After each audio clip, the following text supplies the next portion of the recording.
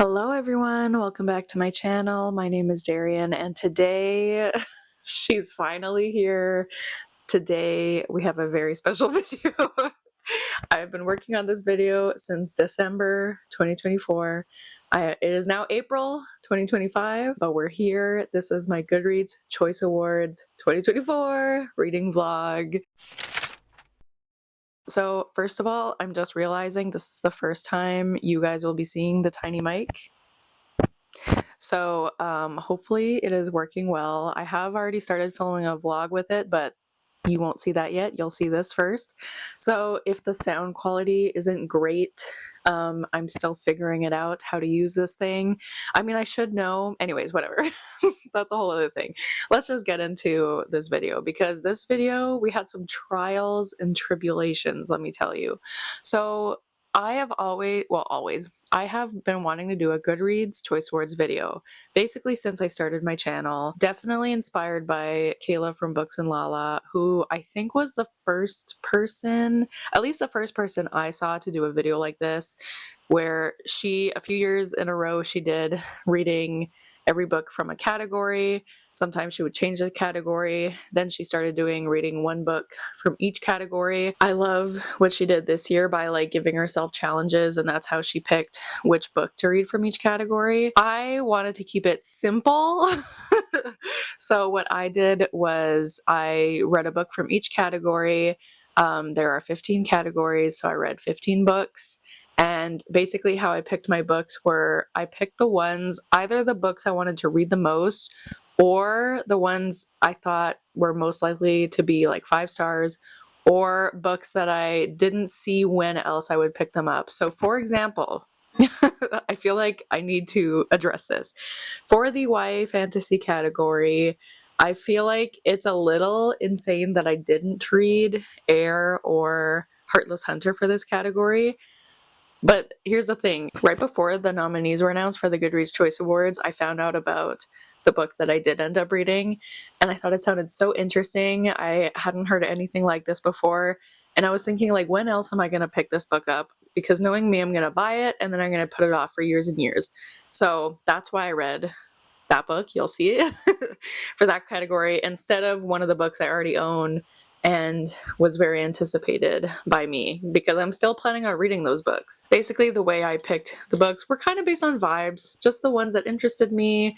I didn't do anything cool to pick the books. I just picked them. I don't know what to tell you. So without further ado, I think we should just get into the vlog because it is a long one. And I will pop back in halfway through because you'll see why. But yeah, so yeah, let's just get started. I think the first category that I read from was the audiobook category. So let's go see what Daryan in December was thinking about her book. Okay, this is not the best lighting, but we will make do. But hello, I am here with my first update for this vlog because I actually have a couple reading updates.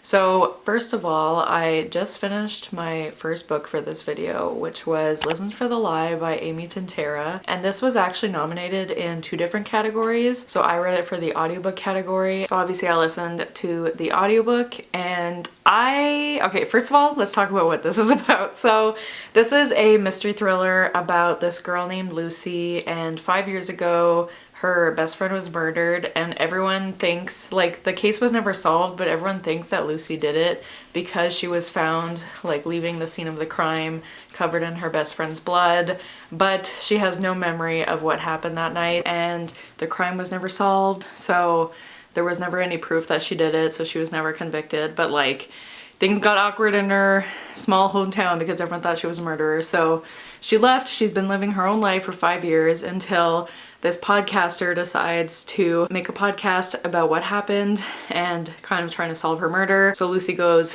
back to her hometown where it all happened, and her and the podcast guy kind of like work together-ish to see if they could figure out what happened. And at first I was really enjoying this book. I mean, first of all, the audiobook is definitely the way to go for this book because the podcast is like an actual podcast, and the audiobook, they have different voice actors. I'm pretty sure it's different actors, but also it might just be like one woman doing all the girl voices, one guy doing all the guy voices, which is honestly very impressive because they did sound very distinct to me. But it also might have been different actors, I don't know. But they also had like sound effects and like intro music for the podcast, so I think that definitely added a lot to the story. So if you do read this, I would highly recommend picking up the audiobook. So I definitely see why it was nominated in the audiobook category.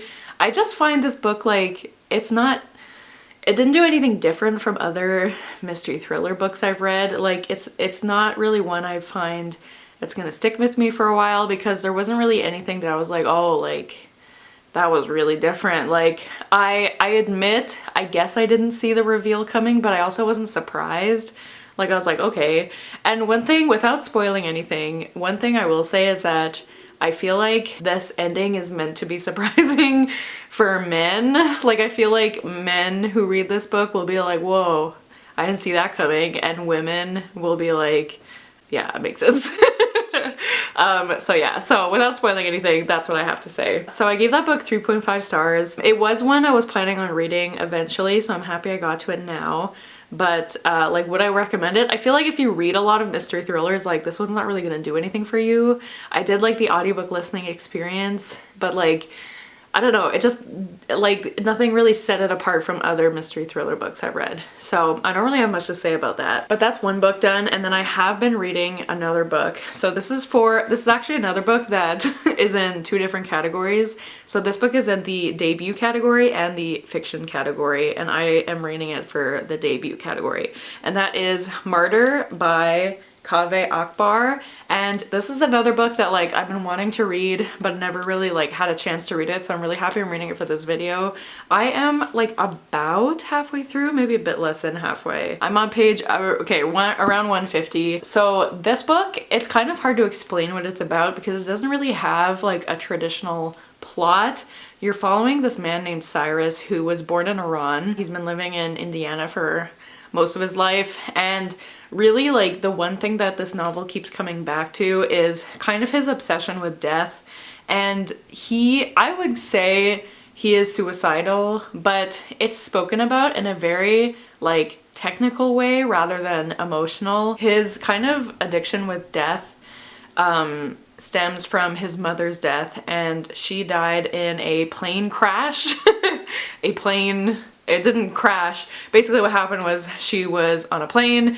This was when they were still living in Iran, and American missiles shot at the plane because they thought it was an enemy plane, even though it was just like, you know, clearly a passenger plane. So everyone on the flight was killed. And he is kind of obsessed with this idea of martyrs and people who have died for a greater cause or died for a reason, and he just wants his death to mean something.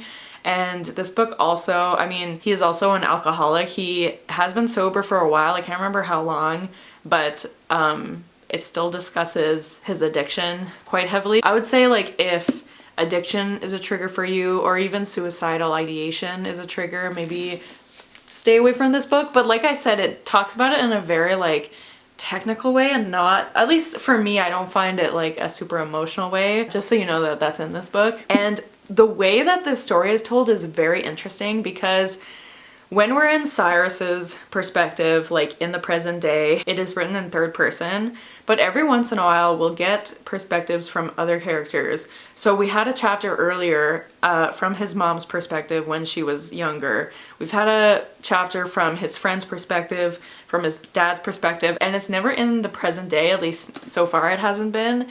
And it's never in third person, it's always in first person when it's not his perspective, but his perspective is always third person.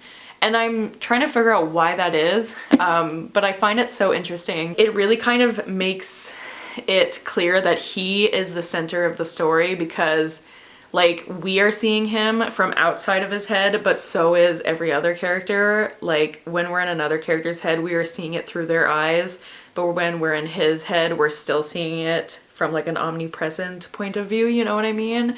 So I just find the way it's written very interesting, and I'm really enjoying it. I really love this author's writing. I know he is a poet, and you can definitely tell, and the main character is also a poet. Like, some of the lines in this book are just so beautiful, and I really wish I owned it so that I could annotate it, but this is a library copy, so I can't. But I'm definitely very excited to keep reading this book. So I'm really happy I picked this up, and I'm hoping, because it's not a very long book, I think it's just over 300 pages, I'm hoping I can finish it pretty quickly. I am planning on reading some tonight. It is fairly early in the evening. I actually had the past few days off from work, and I have tomorrow off also, so I'm hoping I could get some reading done. We'll see. But yeah, right now I'm waiting for my food that I ordered to get delivered, and then I'm hoping to have a cozy night, hopefully reading famous last words before I open Instagram, but we'll see. So yeah, those are my reading updates for now, and I'll check back with you soon. Okay, so here I am. I have a few reading updates because it's been quite a few days since I last updated. I think it was last Friday that I updated, and today is Saturday of the next week. So it's been a little bit, but this past week has just been a lot. I don't know if like you guys would rather I keep this to just book talk in this video, not book talk, book speaking in this video, and not talk about my personal life, but whatever, I'm gonna do it anyway. So this week I had my period, and it was one of the worst periods I've had in a very long time. Especially day 2, which is always the worst day for me, I had some, like, the cramps that I was having, like, it was awful. So I feel like I'm still exhausted even though my period is done, but also work has been a lot, and I've been having migraines lately too, which is very tiring. So anyways, that's why I haven't updated in a while. But I have a reading, well, I have 2 reading updates. But the first one is that I finished Murder by Kaveh Akbar. I loved this so much. I can't even express to you how much I love this. I think it's my favorite book of the year. I don't know. I have to do some thinking. But I loved this so much. This was for the debut category, even though it's also nominated for the fiction category, but I read it for debut. Anyways, so I can't remember, I think I was almost halfway through when I updated last, but I don't even know how to explain what I loved so much about this book. The main thing was just the writing, and you can definitely tell that this author is a poet because the prose was so beautiful, and I definitely want to read some of his poetry. And just I don't know, like, I don't know how to express how much I loved this book. There was like a reveal at the end that I think I'm just stupid, because when it was revealed I was like, oh, now that makes sense, because they kept like hinting at it, and I just did not know what it meant, and then they revealed it, and it shook me to my core, and it just added so much to this book. And I definitely like, it was one of those books where I just wanted to cry every time I was reading it, and there wasn't even anything like sad or happy happening, but it was just the writing that was so beautiful. Like, okay, here's an example of the writing. I don't think there's any spoilers in this, but it says, sometimes when he closed his eyes in the shower in the morning, he could catch sparks of whatever dream he'd forgotten about from the night before. A girl kneeling in the middle of a country road with a black coin in her palm, a pink lamb pulling a rusted plow. But today, when he closed his eyes in the shower, which took him a full minute to figure out how to turn on, when Cyrus closed his eyes, all he saw was the backs of his eyes. He felt desiccated. He tried to put it into language, tried to salvage some kernel of the feeling to write down later, but all he could think was, inside my heart is a little man with a broken heart. Like, I don't know.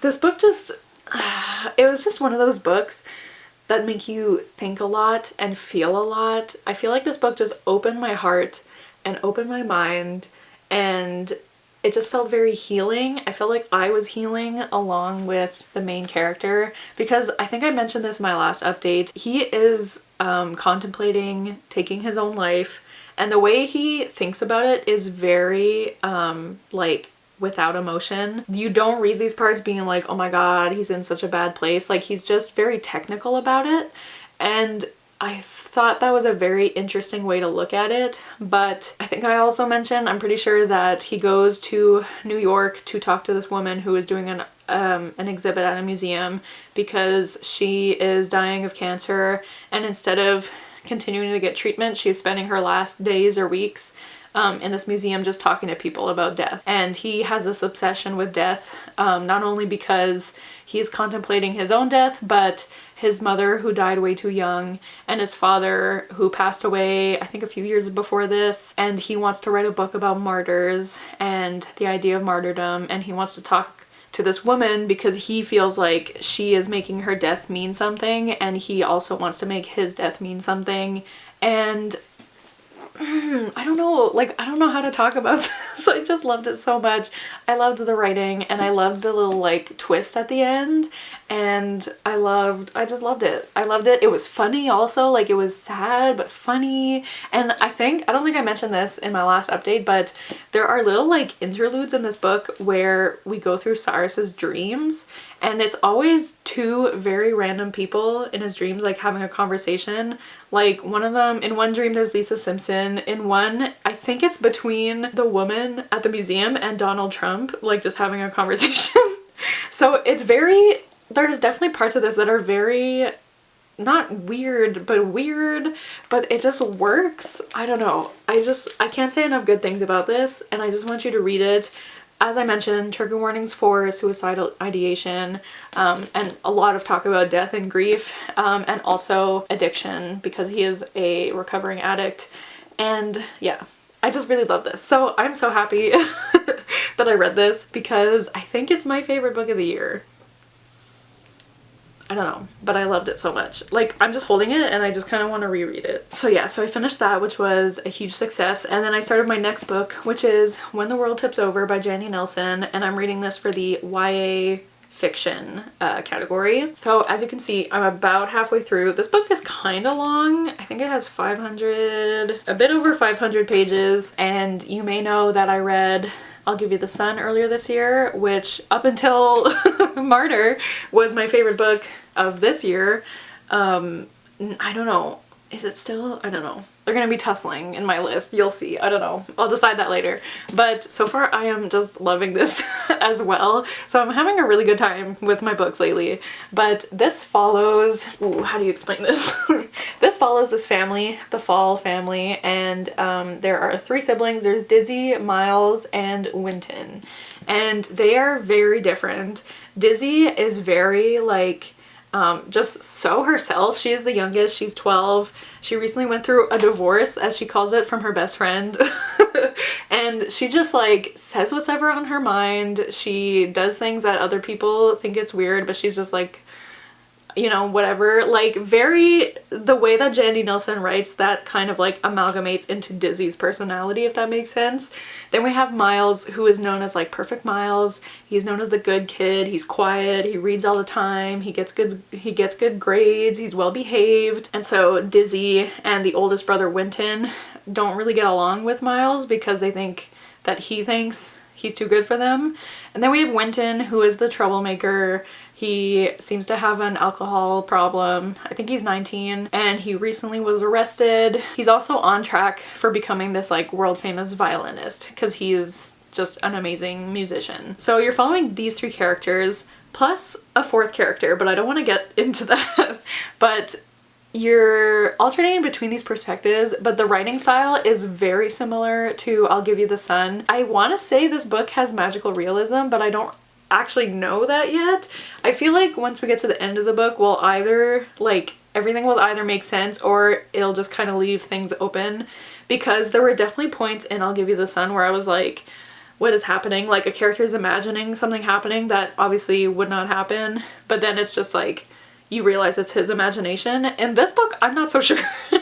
I don't really know what's going on. There's definitely this sense of magic in this book, which I'm really liking, and I just love Jandy Nelson's writing. It just works so well with me, and I understand people who don't like her writing, but I love it. I think she wrote this just for me. I love reading from every perspective. Like, I'll get so sucked into a person's perspective, and then the chapter will change and I'll be sad for a second because I'm like, oh, I want to see what happens next for this character, but then I'm immediately sucked into the story of this perspective. So I'm just really, really loving this, and I'm so happy about it, and I'm just so excited to be reading Jandy Nelson's writing again.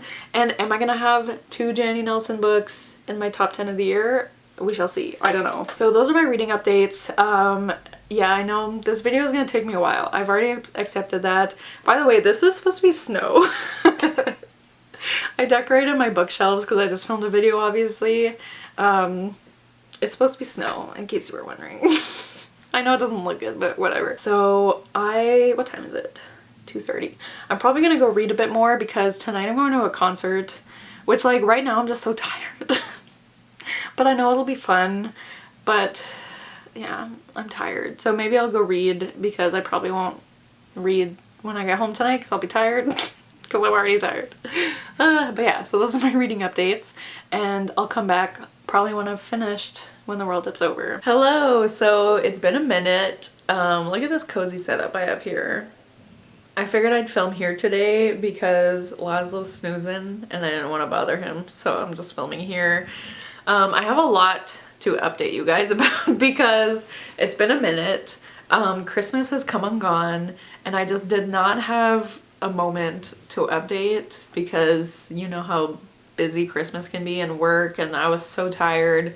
So here I am, almost the end of December, and I have a lot of updates. So first of all, I finished When the World Tips Over by Jandy Nelson. I don't have the book anymore. I had to return it to the library, but I loved it so much, as I knew I would. It was 5 stars. There's just something about her writing that is like so for me. I love her writing so much, and I definitely understand like her writing not being for everyone, but it's so for me.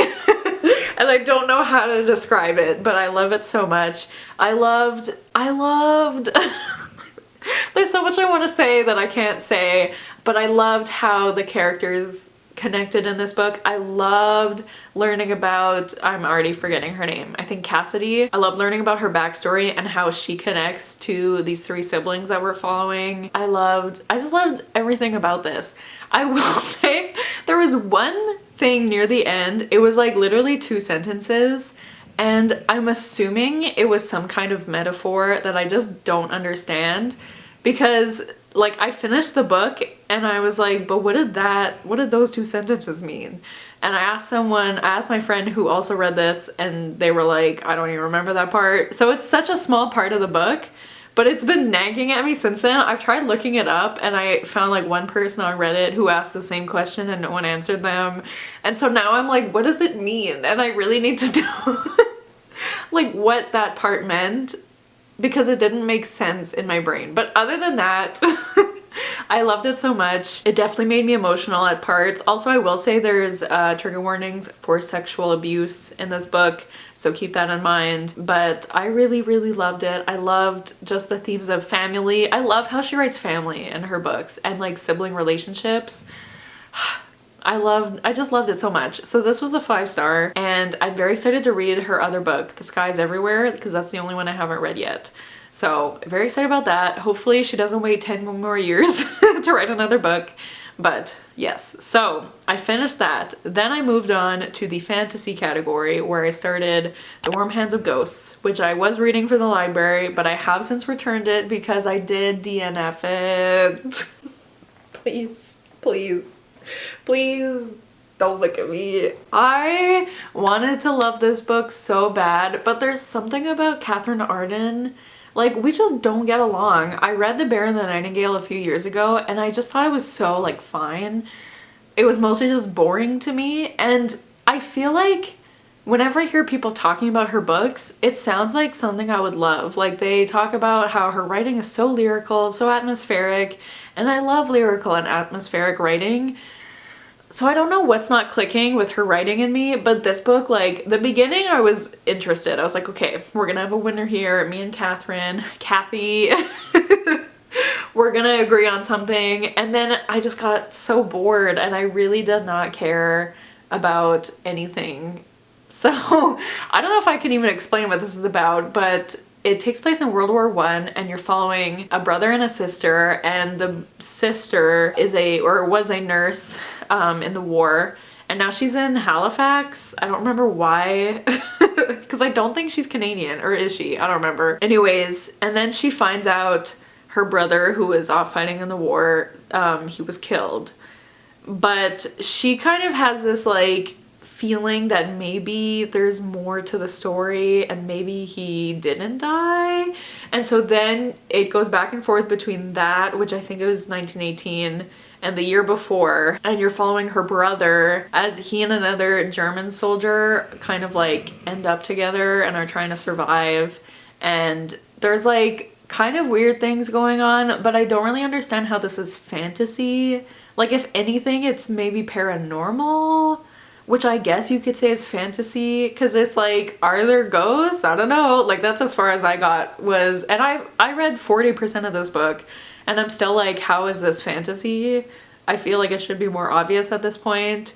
I don't know, maybe that's just me, but like the most fantasy we got is like him being like, did I see a ghost? That was it. And I was like, ugh, okay. So anyways, I decided to DNF it. I was not enjoying it, and like it's the end of the year and I have so many books to read for this video, so I'm not gonna force myself to read something I don't want to read. So I DNF'd it, and I'm counting that as like done for fantasy. I'm not gonna read something else because I have so many books to read. So I moved on to another category, which was YA fantasy, and the book I'm reading is For She Is Wrath by Emily Varga, and I am 121 pages into this, and I am loving this. I am loving this. Like, I started this, I decided to DNF Warm Hands of Ghosts, and I was like, okay, I'm gonna start this book, and I read 100 pages just like that. And I was like, wow, this is what it's like to love reading again. I am loving this. So this is essentially a Pakistani, why am I forgetting the name of the book? Count of Monte Cristo retelling. So it's about this girl named, I already forgot her name, Danya, I think is how you say her name, or Danya, and she was betrayed by her best friend and also like the boy she loved. She was betrayed by him and was framed for a crime that she did not commit. And she went to this prison for a year, and she endured unimaginable horrors. She was tortured. She was basically going hungry for a year. But before she was taken away, her father makes swords and taught her how to wield a sword properly. So she's very good with a weapon, and she has spent this year trying to figure out how she's going to escape this prison. She ends up meeting another prisoner who is also trying to escape, and so they work together to escape, and they vow to enact revenge on the people who have wronged them. And you know, I love women's rights, but I love women's wrongs. And like this book, like she is so, I love her so much. This book is like female rage in a book. It's just so good. It makes me so happy. Is that bad? I don't know, but I'm not super far into it yet. Can you even see my bookmark? It's right here. But first of all, I love this cover. So there's that, but I'm just so excited to see where this goes. The writing is so like easy. I'm just like eating it up. And I'm pretty sure this is the author's debut, and like quite impressive, quite impressive. So yeah, so I am very excited to keep reading this, and I will let you know when I finish it. But those are all my reading updates. So yeah, this vlog is definitely gonna be all over the place because I'm updating every like couple of weeks, and especially this time of year, like everything is just busy. I'm just working, and you know, there's family stuff and such, and it's the end of the year and I'm tired. But we move. How many categories have we done so far? We've done audiobook, debut, fantasy, YA contemporary. So we're on our 5th category out of how many? I don't remember, but we're doing it. We're doing it. It's fine. So I will go read this and talk to you guys later. Hello everyone, and happy new year. It is 2025 now. I don't know what this vlog is gonna be because I keep feeling like I should be updating more often, but it's not a life vlog. It's a like a themed reading vlog, you know. Anyways, I'm here with another update. I am like out of breath. I just filmed my best books of the year video, and I'm like, I yapped for way too long. My throat hurts. I'm so tired. So I do have some reading updates because I finished, what is it called? For She Is Wrath by Emily Varga. I told you when I started the book I was really enjoying it, and that pretty much stayed through the rest of the book. I think I did like the first half more than the second half because there was a lot about this book that felt very repetitive.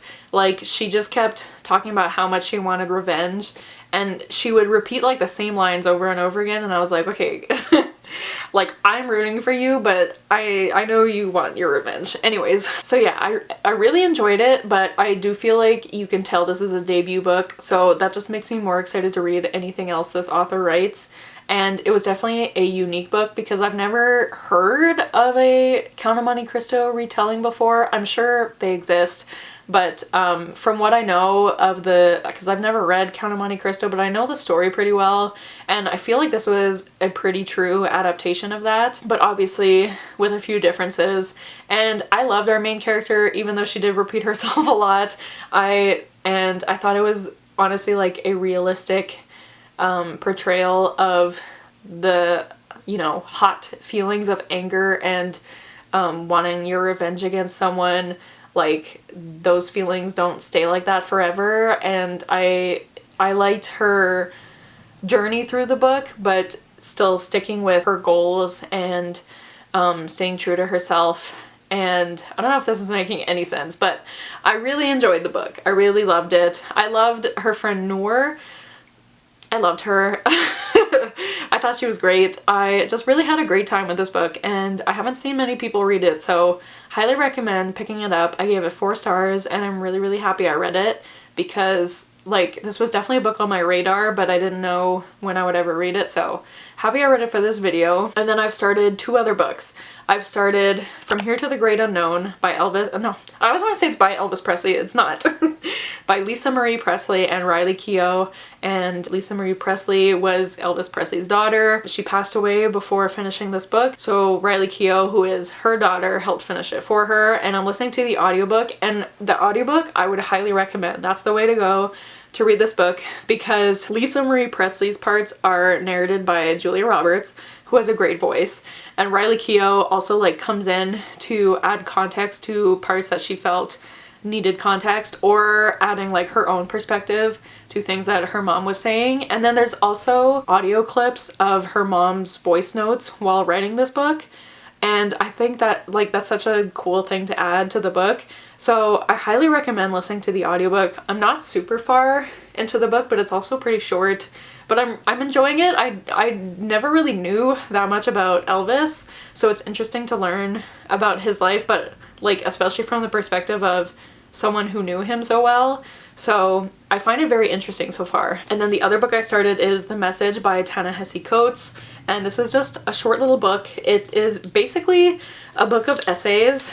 There's 3 different parts, and there's no way I can explain this better than the synopsis does, so I'll read what it says. So it says, Ta-Nehisi Coates originally set out to write a book about writing in the tradition of Orwell's classic Politics and the English Language, but found himself grappling with deeper questions about how our stories, our reporting and imaginative narratives and myth-making expose and distort our realities. The first of the book's 3 main parts takes Coates on his inaugural trip to Africa, a journey to Dakar, where he finds himself in 2 places at once, a modern city in Senegal and the ghost-haunted country of his imagination. He then takes readers along with him to Columbia, South Carolina, where he reports on the banning of his own work and the deep roots of a false and fiercely protected American mythology, visibly on display in the capital of the Confederacy, with statues of segregationists still looming over the public squares. Finally, in Palestine, Coates sees with devastating clarity the tragedy that grows in the clash between the stories we tell and reality on the ground. So right now, I've read the first part of this book, and I'm like partway through the second part, and this is the first time I'm reading Ta-Nehisi Coates' writing, which is very exciting because I've heard a lot about his writing, obviously,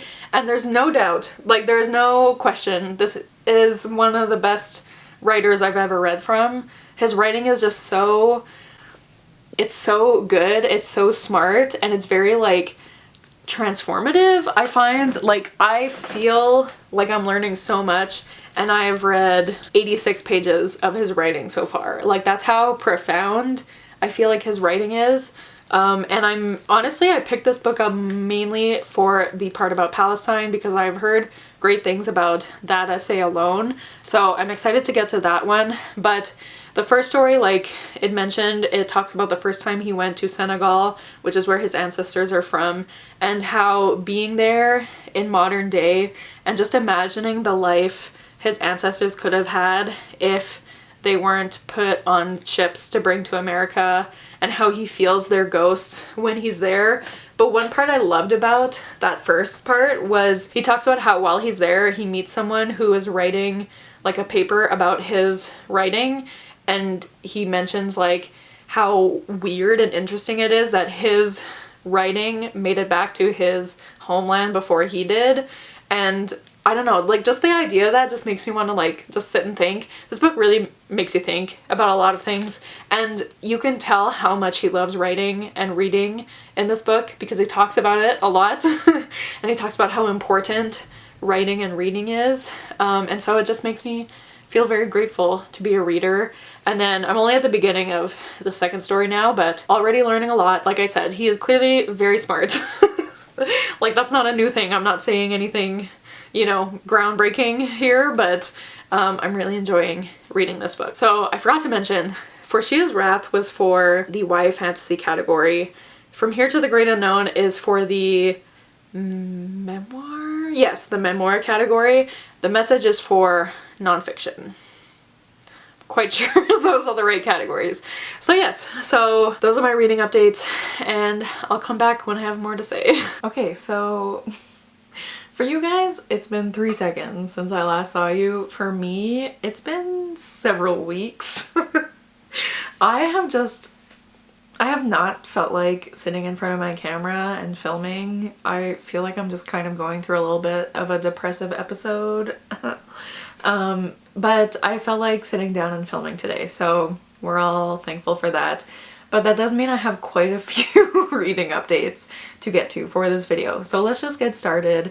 I did finish From Here to the Great Unknown by Lisa Marie Presley and Riley Keough. I finished it probably about 2 or 3 weeks ago now, and I really enjoyed this book. I loved learning about Lisa Marie Presley's life, and I loved especially Riley Keough's portions of the book. I loved hearing from her perspective, and I feel like that's such an interesting thing to include in a memoir, is like someone else's perspective of the person. And obviously I think Riley only contributed to the book because her mother had passed away before finishing it, but it is interesting. Like obviously I want to hear the first-hand experience of the person, but it is interesting, I find, to see someone else's point of view of a specific time period alongside the, I guess, main character, not the main character, but the person writing the memoir and who the book is about, in addition to their point of view.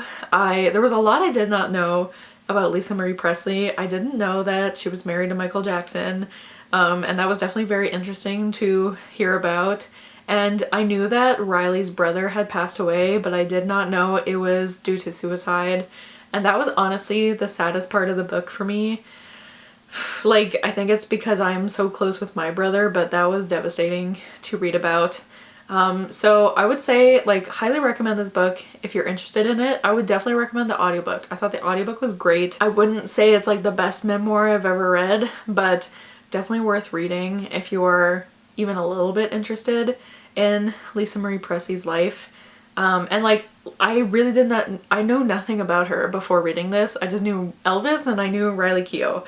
So I am grateful to have learned more about her, and she definitely had a hard life, but she sounded like a really interesting woman. And yeah, I'm happy I read it. I didn't rate it because I don't rate memoirs unless they're 5 stars, but I definitely would recommend it if you're interested in it. So that was for the nonfiction category, and then, oh no, that was for the memoir category. And then I don't think I've already talked to you about starting this book, but I've started and finished We Used to Live Here by Marcus Kluwer, and that is for the horror category. And I was really nervous going into this book because I am a baby when it comes to horror. I really didn't know what to expect with this book. I only knew the very basic premise, which is that you're following this main character. I think her name was Eve.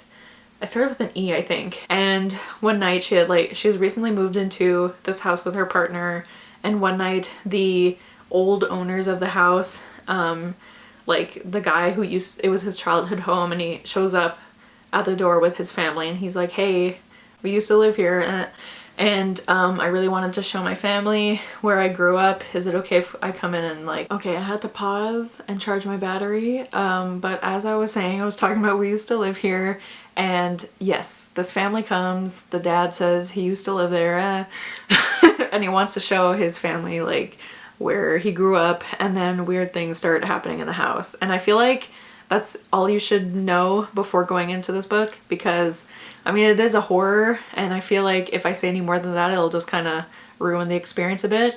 But this was crazy.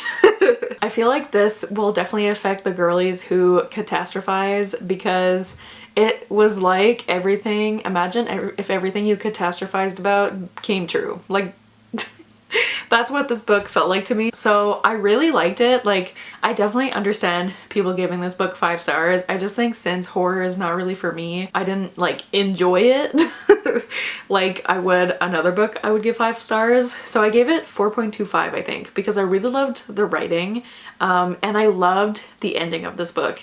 And I know like the people who don't like this book as much, they don't like ambiguous endings, but I love how the book ended, and I find like it really makes you think, and I love books that do that. So I'm really happy I read this, and I don't know if I would have read it if it weren't for this video, so I'm just really happy, and I definitely recommend it if you like horror, or even if you don't. I feel like this is a very, like, there were a few like, I mean, it's definitely spooky. Like, there's definitely some scary moments, and it gets like a little bit gory, but I feel like as a beginner to horror, I was okay with it. It definitely freaked me out a bit, like, but yeah, if you're looking to get into horror, I feel like this could be a good starting place. I don't know. I'm not an expert or anything, so maybe don't listen to me. So then I read the book for the romance category, and that was Just for the Summer by Abby Jimenez. Obviously this is a very summery book, and it is not summery outside, but I've been wanting to read this since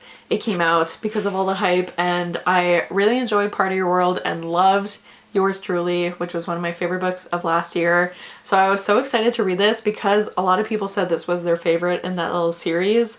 So you're following this girl named Emma, and she lives with her roommate Maddie, who is also her best friend and foster sister, and they are traveling nurses. So they travel to a different state every usually like 6 months, and Emma, like, that really suits her lifestyle. She doesn't like staying in the same place for too long, and that probably stems from the way she grew up, because she had a very difficult relationship with her mom. Her dad was not in the picture, and her mom was very unstable, and she had to go through the foster system, and she sees her mom like every few years because her mom will just kind of disappear and go somewhere and wreak havoc and then come back into her life a little bit. So it's very much a toxic relationship. Her mom is not really a good person in my opinion, and Emma suffers a lot of trauma because of that. And it's hard for me to talk about this book because well, okay, I did not love it as much as most people do. I ended up giving it 3.75 stars. So I didn't dislike it. I still enjoyed it. And I read through this so fast. Like, Abby Jimenez's writing is so easy to fly through.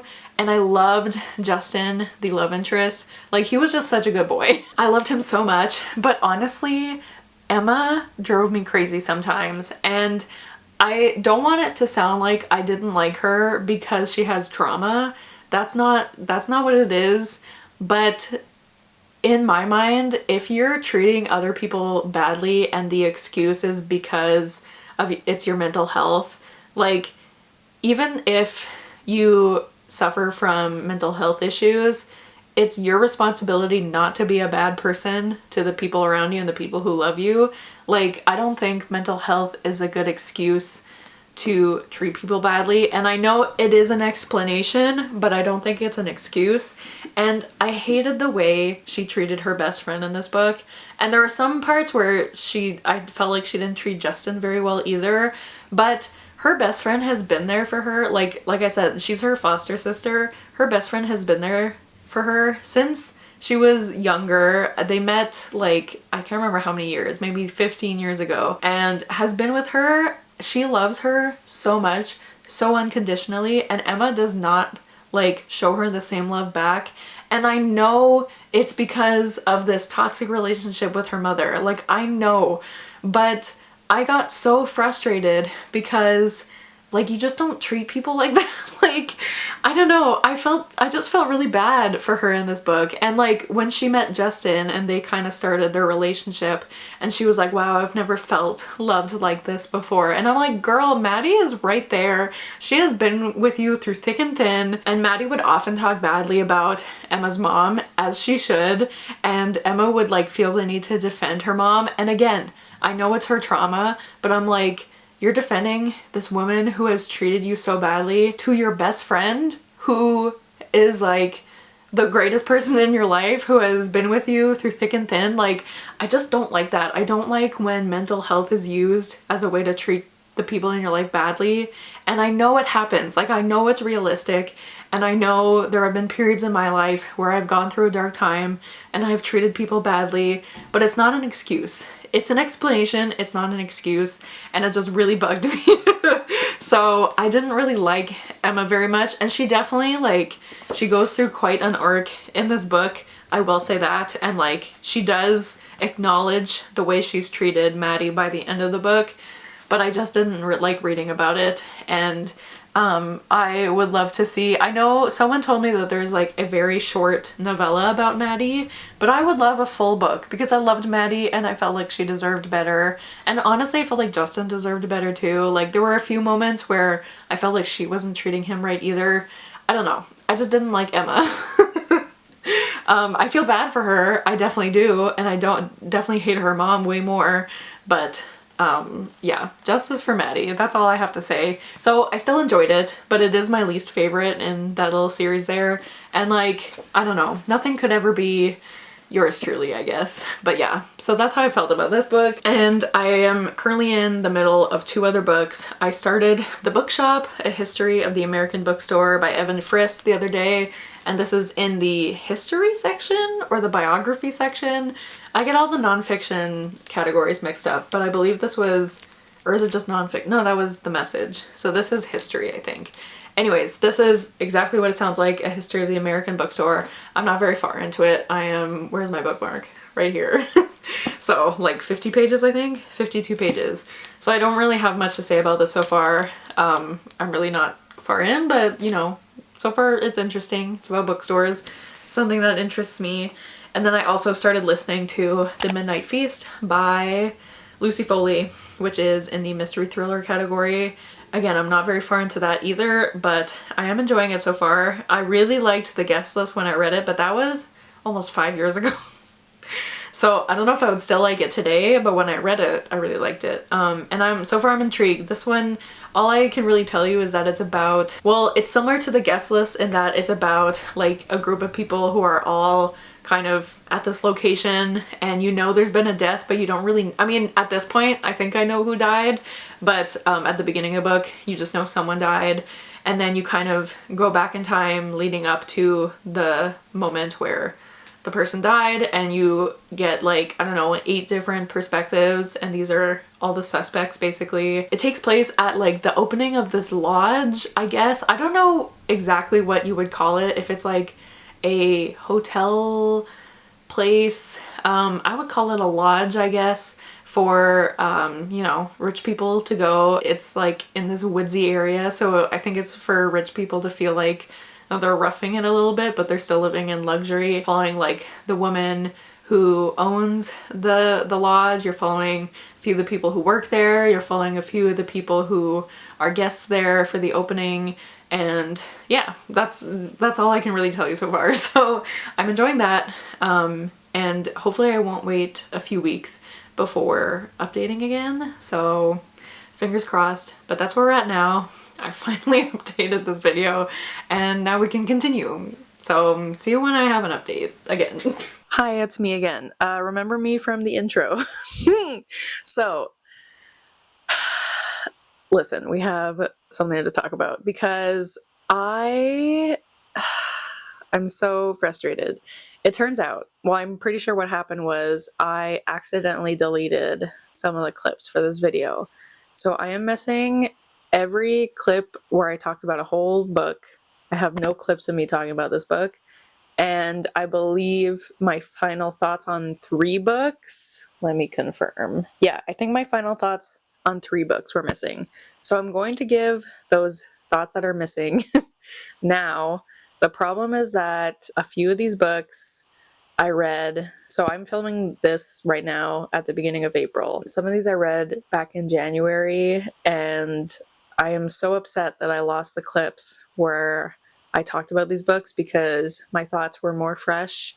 And now it's been a few months. I don't have the best memory in terms of books I read. I mean, I feel like that's a pretty common thing. I always see memes of like, yeah, I love this book. I can't tell you anything about it, like something like that. So please forgive me for these not very in-depth thoughts on these books. No one is more upset than I am.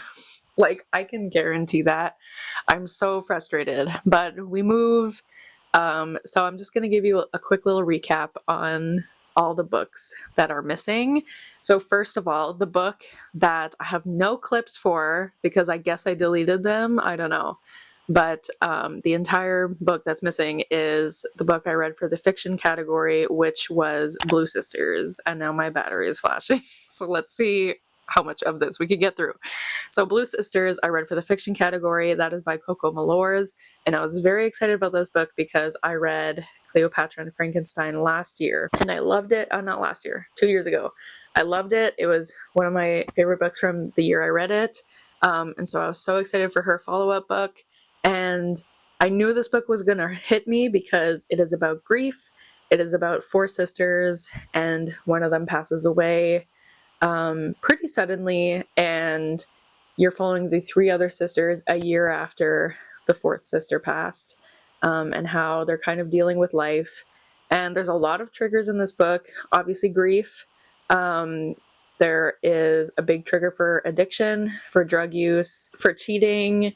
And it's honestly a little hilarious how this is the book that I lost all my clips for, because this is the book that I want to talk about the least. Because, listen, I really respect this book. Oh my god, I can't cry. It was a really hard book for me to read. I find a lot of books that I read about grief are very like cathartic and healing for me. This wasn't. This one felt just like it was traumatic for me to relive. Not that I have stopped feeling grief, but I found it very hard to read. Let me just put it that way. If you have experienced grief, especially like sudden grief, I would be careful going into this book. Obviously, different people will experience different things reading this book. For me personally, I had a really hard time getting through it. Now, it's a very good book because it, caused all these emotions in me. I gave it 4 stars. I never want to reread it.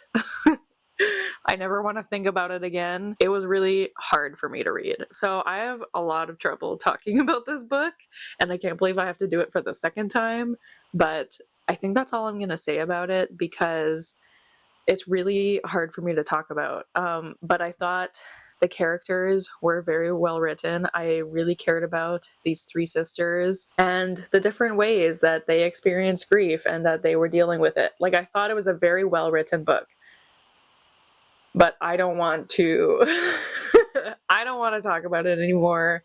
I am a little upset that I didn't read Intermezzo instead for this category, but I am glad I read this now because I know I would have read it eventually, and now I don't have to ever read it again. So I really liked it. Okay, my battery died, but oh my god, is this battery's flashing too?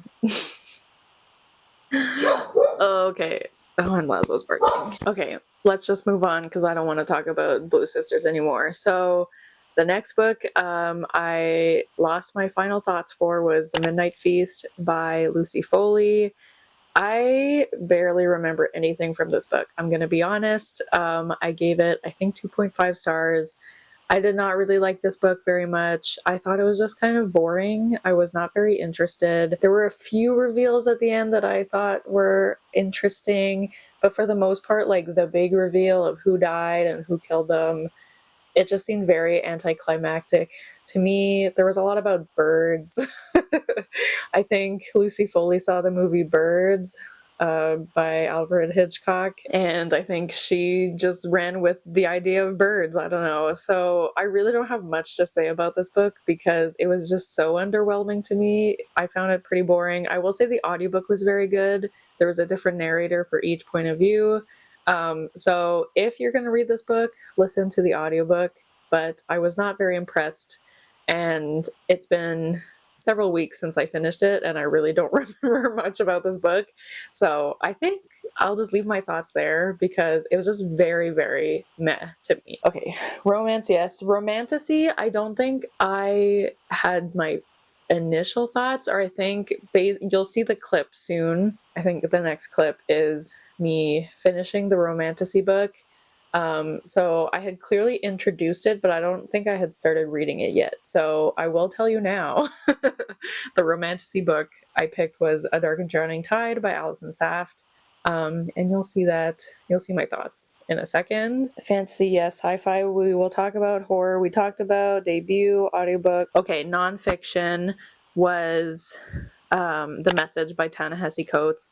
I'm so sad I lost my closing thoughts on this book because I really, really enjoyed it. I gave it 4.5 stars, but I read it back in January, and I just don't remember much about it now. I remember I loved the essay. 1 hour later. Okay. Oh my god. So it turns out I have 3 batteries, okay? It turns out one just does not work anymore, I guess, because that was the first one that I charged, and I sat here for a while waiting for it to charge, and then I put in my camera, and nothing. So I don't think that battery works anymore. So then I had to charge the second battery for a while, because I guess the other 2 are just dead. So it's been a little while, but now we're back. Hopefully I charged it enough for it to last. For what I need left to film, whatever. Am I making sense? I don't know. I started talking about The Message by Ta-Nehisi Coates, and I'm really upset that I lost my closing thoughts on this book because I read it back in January, and I really, really liked this book. I gave it 4.5 stars. I especially loved the essay on Palestine, but I just don't remember much. I honestly, I remember his writing just like really, really stuck with me in the moment. I know I'm forgetting about it now, but it just like it felt like I was reading something really important, and it's definitely a book that I would like to own so that I can go through it again, read it again, because it's not very long, and I'd say the writing, I mean, sometimes I think it's a book that definitely warrants a reread because Ta-Nehisi Coates is smarter than I'll ever be, and like there were some parts I was reading it and I was like, I don't know what he's trying to say. Like, I know this is really smart and I know he's right, but I don't really understand what he's saying. So this is definitely a book I want to reread in the future, and it's definitely a book that I urge you all to read. I'm so sorry that I can't give like detailed thoughts because I just don't remember. I just remember loving the essay on Palestine. It was definitely my favorite part. And the essay on Palestine was pretty much half the book. I think the 2 other essays were pretty short, and then the essay on Palestine was like the majority of the book. And I think it's definitely the one that was the most successful. I mean, I still liked the other 2 essays. I think especially now in the time we're living in, that was definitely a very impactful essay, and I do want to reread it because it's been a few months and I feel like I can't talk much about it. I wish I could give you examples. I wished I owned the book so that I could go through it and give examples of stuff he said in that essay, but I don't have the book. It's definitely one I want to own. So just trust me, okay? Just trust me that it's a great book. I mean, he's a very talented writer, and I can't wait to read more from him. And I gave it 4.5. Did I say that already? I don't remember, but I'm just so upset that I lost my thoughts. But it's fine. Just trust me. It was great. I really think everyone should read. Okay, is there only one left? I think there's only one left. So the last book that I lost my final thoughts on was The Bookshop, The History, what is the whole title? The History of the American Bookstore by Evan Friss. And this book, I thought it ended up being just okay because obviously this book is about the American bookstore. So we know this is about the American bookstore. But like after a while, I was like tired. I would have loved to learn about other bookstores that weren't in America, but that's not the theme of this book, obviously. And I got a little bored. I didn't love the writing. I found just wasn't like engaging. I wasn't like, even though the topic I'm interested in, the writing just didn't grab me. And I ended up, I think I read like the second half of this book in one sitting because I got the audiobook and I just needed to finish this book already because it was taking me too long. So I got the audiobook and I tandem read it and I just like sat down and read the rest of this book. So I think I gave it 3.75 or 3.5 stars. It's not one I necessarily recommend. I think if you're American, it would definitely interest you more than someone who's not American. And I think, you know, in the time we're living in, learning about bookstores, especially like independent bookstores, this goes through like it talks about Barnes & Noble, but it also talks about independent bookstores, talks about queer bookstores, it talks about Black-owned bookstores. So I love the diversity of the bookstores, but I personally would have been more interested if it wasn't centered on just America, but like obviously that's what the book is about. So I can't really complain about that, but I thought it was interesting. I don't know. This is another one that I kind of just forgot about.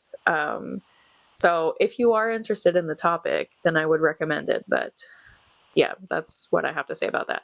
So I believe that's everything. I think that is everything that we missed on Glee. Again, so sorry that I lost the clips. No one's more upset than I am.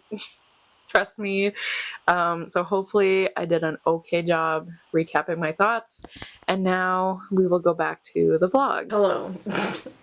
I have some reading updates. I just filmed a video and my brain is fried, so hopefully this makes sense. But the first thing I have to update you on, I DNF'd A Dark and Drowning Tide by Allison Saft. I got about 25% of the way through and I just had no idea what was going on. This just felt like so much info dumping. I can't even tell you what it's about. There's these two girls, Lorelai and Sylvia. Sylvia, oh my god, I remember their names. These two characters, and like they're at this, I want to say, school. And they're about to go on this expedition when their mentor, who is leading the expedition, is found dead. And so they're gonna continue the expedition, but they also want to figure out who killed their mentor. And at the beginning of the book they hate each other, but actually it's really just Lorelai who hates Sylvia for no reason, and I'm guessing they fall in love. So remember, this was in the romantasy category. I just didn't care. I didn't care and I had no idea what was going on, and I feel like I count DNFs towards my reading goal. I don't care. If you think that's wrong, that's fine, but I do it because I spent a lot of time. Like, I read 25% of this book, which I think was about like 80 or 90 pages, and it took me a few days to get through those 90 pages because I really wanted to understand and I really wanted to love this book because A Fragile Enchantment was 5 stars for me, and I really like Allison Saft's writing. So I don't know what wasn't working. I don't think I'm gonna DNF this forever. I think I would like to try again one day. Maybe this was the wrong time to read it, but I just wasn't impressed. I wasn't enjoying it while I was reading it. So I decided to just move on because this video is taking long enough. We don't need to extend it any longer. So I am DNFing this, and like with Warm Hands of Ghosts, I'm not picking a new book for the romantasy category. Wow, fantasy is doing really bad. At least YA fantasy went well, but yeah, romantasy, I'm not picking a new book. If you wanna, you know, nitpick or whatever, I have read another book for the category, The Spell Shop. I read it before I started this video. So you can count that if you want. I gave that 4.5. I'm sorry, I'm so tired right now. But yeah, DNF. If I finished it, it probably would have been like a 2.5 or 3. So who cares? Who wants that, right? Not me. Okay. So that means there are 2 books left to read for this video, which I am very excited. The end is in sight, and I'm gonna be so proud of myself when this is done. But the next book I picked up was I Cheerfully Refuse by Leaf Anger, and this is for the sci-fi category. And I picked this purely because of the cover and the title. It just intrigued me so much. I had no idea what this was about except that it was sci-fi, but like, look at this cover and the title, I Cheerfully Refuse. Like, what does that mean?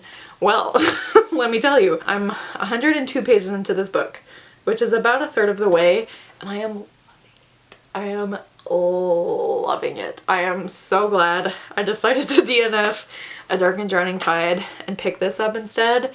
I'm loving it. I'm loving it. I'm loving it. I love the writing, and I don't want to say too much about what this book is about, but I will say I did not expect this book to be about grief.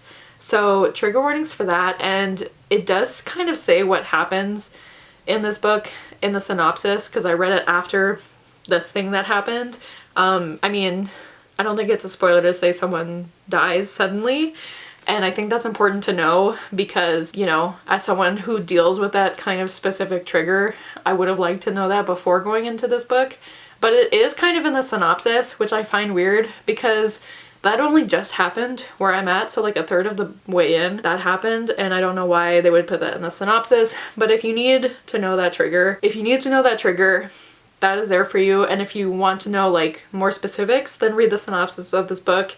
But if you don't, if you want to go into this more blind, I would say don't read the synopsis at all, just kind of go into it, because the journey this is taking me on, I don't even know how to describe what this is about. Like, all I can really tell you is we're following this man named Rainy, like, you know, Rain, and he's gonna go on a journey. And this is a very dystopian, well, is it post-apocalyptic? That's the thing, is that you don't really know what's going on. It's set sometime in the future, you don't know when. You know that the world is different than it used to be, but you don't really know how. You don't know what happened. And I'm just so intrigued. I really love the writing in this also, and I can't wait to see what happens. If I'm squinting, it's because it's very bright outside. But yeah, I'm just really loving the writing, and I'm just so intrigued to know what's going to happen because I have no idea. I cannot even begin to fathom where this book is going to go. So I'm very excited to keep reading it. And yeah, so I'm definitely happy to be reading something that I'm like so excited about, and I'm like hoping, praying, screaming, crying, throwing up. I hope this is my first 5-star of the year. I think it might be, but I don't want to jinx it, so pretend I didn't say anything. But yeah, so I'm gonna go and I'll probably update again once I finish it, and then we'll have 1 book left in this video. How exciting. Hello friends. So I feel like I start every clip for this vlog this way, but it's been a while for me, not for you, but I actually have 2 reading updates to give because I did finish I Cheerfully Refuse a few weeks ago at this point, and then I read the entirety of the last book for this video, but I got sick literally right after my birthday. Like, the night of my birthday is when I started feeling sick, and then the next day it was just a full-blown cold. Thankfully it wasn't worse than a cold, but I just did not feel like being in front of a camera or anything. So I'm here to give my last updates for this video. So please, please bear with me because, like I said, I Cheerfully Refuse I finished a few weeks ago. And the other book, I finished yesterday, but I read it while I was sick. I don't know how great my review will be for that, but we're gonna try our best. So, I Cheerfully Refuse by Leaf Anger. The last time we talked about this book, I believe I said that it was looking like a 5 stars. It was looking like my favorite book of the year. That did not happen. I still really enjoyed it. I gave it 4 stars. I just don't think I read it at the right time, because I feel like this is the type of book where you really need to focus while you're reading it, and I don't think I was in a place to give this book my full attention. I still loved it. I still loved the writing, but there was just a lot about it that I would get confused so easily, and I definitely want to reread this one day, or maybe I'll listen to the audiobook, because I did use the audiobook at the end of the book to kind of like get me to finish it, because I just was feeling very confused reading the last part of this book. It's definitely a very unique book. I've never read anything like it. I would classify it as like dystopian with like light science fiction, I guess. It had a lot of great commentary about climate change, and there was a lot of it that could be applied to what's going on in the world right now, and I thought it was a great love story. Like, I feel like at its core it is about this man who loves his wife so much and would do anything for her. And like I said in my last update, this book is very sad and is also about grief, but I really loved the writing, and I definitely want to read other books by this author. And I would like to reread this one day, because like I said, I feel like I didn't get what it needed to give. So yeah, I landed on a 4-star. So not my favorite book this year, not my first 5-star of the year. At this point, I still don't have a 5-star, but I think it's coming soon. But anyways, that's another whole other thing. So I finished that. That was for the science fiction category. And then I read for the historical fiction category, I always forget the title of this book. There Are Rivers in the Sky, I think, by Elif Shafak. And this book started out so well, but I think this book was a little too long. I don't even know how to explain. Actually, I'm gonna find the Goodreads synopsis, because I have no idea how to explain this book to anyone. So let's see what Goodreads says. Okay, it says, in the ancient city of Nineveh, on the bank of the river Tigris, King Ashurbanipal, I'm sorry if I'm pronouncing this wrong, of Mesopotamia, erudite but ruthless, built a great library that would crumble with the end of his reign. From its ruins, however, emerged a poem, the Epic of Gilgamesh, that would infuse the existence of 2 rivers and bind together 3 lives. In 1840 London, Arthur is born beside the stinking, sewage-filled river Thames. With an abusive, alcoholic father and a mentally ill mother, Arthur's only chance of escaping destitution is his brilliant memory. When his gift earns him a spot as an apprentice at a leading publisher, Arthur's world opens up far beyond the slums, and one book in particular catches his interest, Nineveh and Its Remains. In 2014 Turkey, Naren, a 10-year-old Yazidi girl, is diagnosed with a rare disorder that will soon cause her to go deaf. Before that happens, her grandmother is determined to baptize her in a sacred Iraqi temple.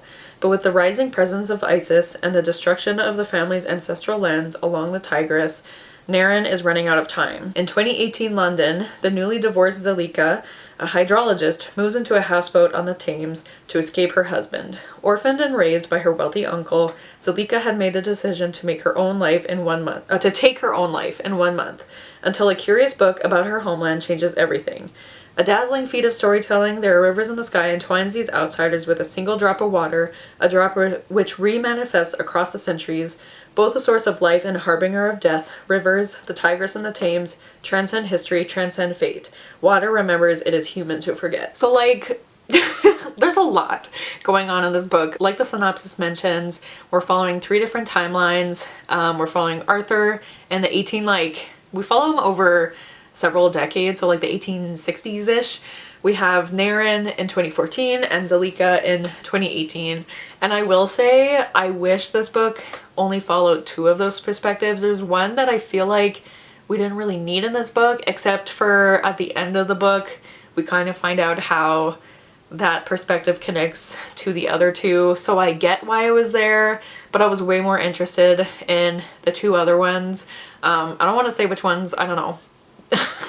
Just in case. But yeah, so this book started out really well. I loved how much it spoke about water and how this like single drop of water was present in all 3 of their lives. I thought that was so interesting. And I also loved how like water was just very important to all of their lives in different ways. This talked about, you know, real life events that occurred in Turkey, in Iraq, and in London. And it was very interesting to learn about. I just feel like this book was a little too long. It is almost 500 pages, which like I guess is not that long of a book, but for this story, it just felt like it went on for way too long. I feel like it could have been cut a little shorter. I feel like the tone of this book changed a lot, because the beginning of the book, it felt very much like it was told like a fairy tale, and I loved how it was written at the beginning. And then as the book went on, I found it started to be more told almost just like a you know, you're reading like an account of a historical event that happened. Like the beginning was very much like once upon a time. It didn't, I don't think it used those words, but it felt like that. Like it was like you're reading this like fairy tale book, and then it kind of got to the point where it was like, and then in this year this happened, and then this person did this, and blah blah blah. So I think it's a very well written book. I just think that the tone should have stayed the same throughout the book. I found it changed too much, and it could have been a little shorter. But that being said, I did really enjoy this book, and I loved two other perspectives. Arthur was my favorite. I loved reading his story, and it's definitely a very interesting book, and I'm happy I read it. I don't know when I would have read it if not for this video. So I do recommend, I would love to read Alif Shafak's book, The Island of Missing Trees. I feel like that one might be a bit more successful for me, but I still really like this book. I give it 3.75 stars. Highly recommend it. I feel like in the historical fiction category, like if Kristen Hanna's nominated, she's gonna win. And I don't think this book got a lot of votes, so I definitely recommend it because I don't think enough people are reading it, and it's about parts of history that I've never learned about before, so I definitely appreciated it for that. In terms of like the storytelling and the writing, it wasn't my favorite, but still a very good book in my opinion. So that is the last book for this video. I can't believe we did it. So let's go back to intro Daryan to wrap up this video. Okay, hello, it is outro me now. We did it. We got through this video. I am proud of us. Overall, this was definitely an interesting experience. I loved some books. I DNF'd some books. I thought some books were just okay. I definitely find it interesting to see like what has come out in the past year and reading books that I might never have picked up. I don't know if I ever would have picked up The Bookshop. I don't know when I would have picked up Martyr, honestly, if it weren't for this video, and that was my favorite book that I read. I think I'm gonna put like a little ranking here of all the books I read. My favorite's definitely Martyr. I think I only had 2 5-stars, but my favorite was Martyr. My least favorite, I mean, one of the ones at DNF, but probably The Warm Hands of Ghosts. That just did nothing for me. So I'll try to do a little ranking here, but thank you so much for watching. If you watched this whole thing, like genuinely, thank you so much, because I've been working on this video since December, and I really did not think it would take me this long. I know like other creators do this type of video. They're able to do it in like a month because they read quickly. I don't read very quickly. I also took breaks from this video to read other things because I just needed to. But yeah, it took me so long, and I'm happy that it's done, and I'm happy it's out in the world, and I don't have to think about it anymore. But if you watched till the end, I'm so grateful. Thank you so much. What emoji should we leave? Leave the trophy emoji, because that's the Goodreads Choice Awards. And yeah, this was a crazy ride. Let me know if you've read any of these books, or if you've read any of the other nominees, or if there's books from certain categories that I should have read instead. I would love to know all those thoughts. So thank you so much once again for watching. Don't forget to like, comment, and subscribe, and I'll see you guys soon with another video soon. Bye!